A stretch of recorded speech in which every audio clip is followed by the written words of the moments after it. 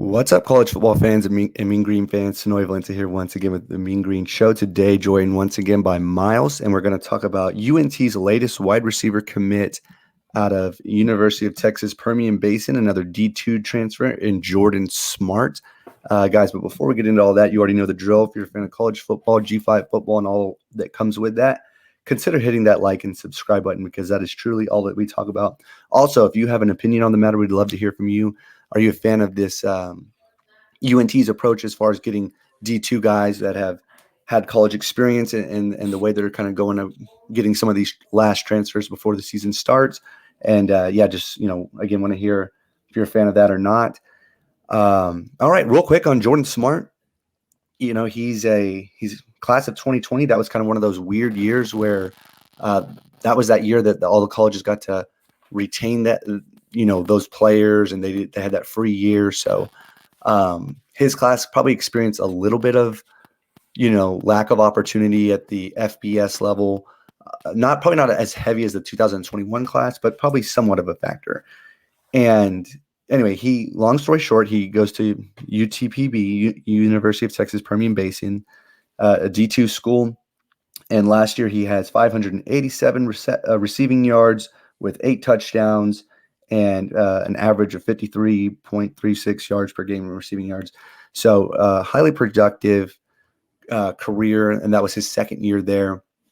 And if you watch his highlight tape, he's really physical. They have him listed at like 5'11", 180, so not really a big receiver, but he definitely has a willingness and almost an eagerness to block and finish a block, which is just kind of odd for receivers. So I'm really personally, and again, if you check his high school film, it's pretty electrifying. I mean, he's a home run threat every time he puts his hands on the ball. He is really solid film. So the moral of the story is I think it's a really good pickup. If nothing else, if you're going to have a receiver who's willing to be physical, he can, again, play special teams. Not to mention, I think last year we really saw the importance of having a fair amount of depth at the wide receiver position. And I know it may seem as though we have a fair amount now with Jamori Macklin. Hopefully Jair Shorter's good, Tommy Bush, Roderick Burns, and obviously adding Jordan Smart amongst the ones I didn't even mention, like Caleb Johnson and so on and so forth. But once again, last year we saw that depth dwindle pretty quick. So I'm a fan of this pickup. And Miles, what are your thoughts on Jordan Smart? I think it's a great pickup. There's never we always need more people, and mainly from last year we only had I don't think we had anybody, because with Deontay Simpson being released from the team in the middle of the year, there were 0 guys that had any experience from the year before. Rod Burns came on, earned his scholarship after the first game.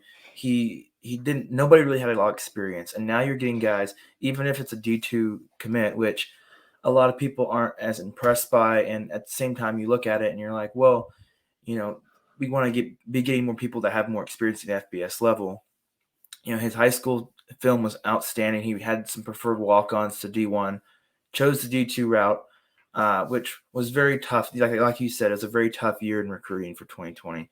It was very odd because once you got to the pandemic, it kind of shifted how players got to campus. But this is a very deep receiving room now with Latrell. Is it Latrell or is it Lateral? The new guy from Nebraska. I feel like it's Latrell at the same time, but there's just an A instead of an I. But he also provides something. He hadn't played a whole lot, but he got experience in Nebraska. So there's a positive spin to what they've done in the portal this year. Now you just got to hit on them. You got to get them developed. You got to get them to a point where they are competing at a high level, because you're playing some tough teams this year, and you got to have it going to the next year. A lot of these guys are younger. I think he is. Would he be labeled as a 4-year player or 3-year player? Smart. Yeah. I think he has minimum 2 years left for sure. So at the D2, they don't have the play for, get that free red shirt year. Like once you play a game, you burn it in the D2. Last time I checked anyway. However, him playing 2020, he may have that. I still think he He had gets like that 2 free games in year. 2020. I don't know how the D2 rolled up with their scholarships and all that. Yeah, so he probably has three. If I had to guess, I would guess he has 3 years of eligibility. Yeah, well, no matter what, I think it's a really big. It's not a big addition. It's a very important addition to our team. You know, you got to have guys behind each other that are making each other compete. You know, right now, if I was had to choose the starting wide receivers for three, at least three starting wide receivers, it'd be really tough. It There's would a be. lot of guys that can very much compete. I'm excited to see some fall practice and some fall camp stuff because that's really going to show. It's right before the season, and we started a little early this year. I don't like that, but this is a piece that isn't going to impress a lot of people, but hopefully he stands out and makes himself known. We don't want another bust like we've had in the transfer portal the past few years, and I don't think he will.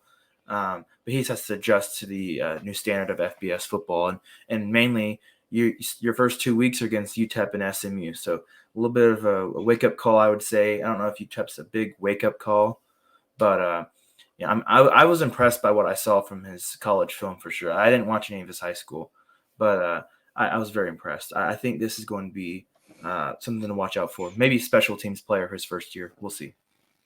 Absolutely. All right, Miles. Well, thanks for jumping on and go Mean Green. Go Mean Green.